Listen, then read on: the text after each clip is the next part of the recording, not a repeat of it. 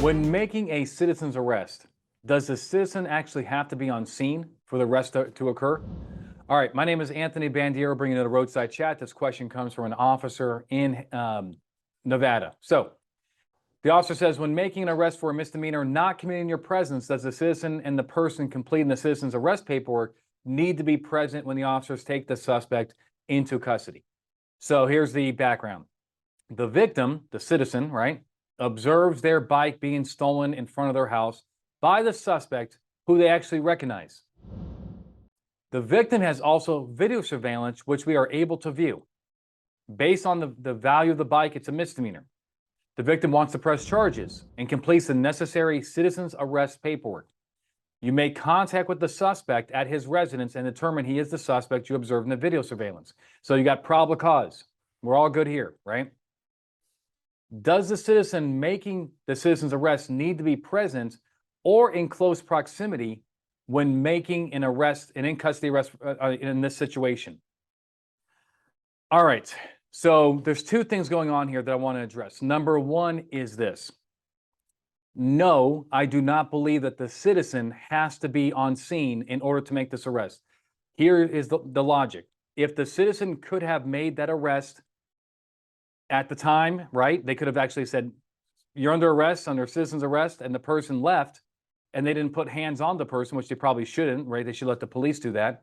And then the police find that guy later, and we have all the requirements for citizen arrest. Does that person actually have to be physically on scene before the officer puts habeas corpus on the suspect? The answer is no.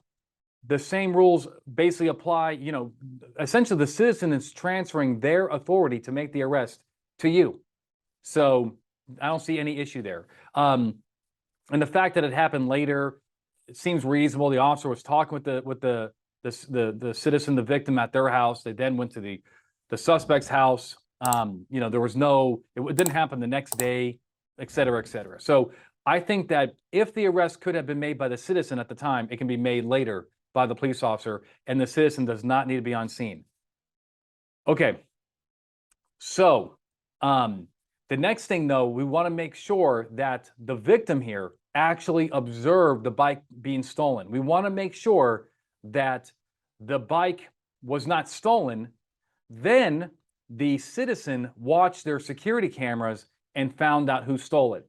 Just so you know, that would not be a crime committed in the citizen's presence, right? It has to be in order to satisfy a occurred in your presence requirement under most state laws. The officer or citizen has to use one of their senses at the time the crime occurred. So here, let's imagine that the bike was stolen 15 minutes prior. We watch video camera. We see who stole it. That is not in their presence. Alternatively, let's say that a cop is watching, I'm sorry, not a cop, a security guard, right, at a store is watching live surveillance cameras and then sees a person shoplift. That would be committed in the person's presence because they're using one of their senses to observe the crime happening right now.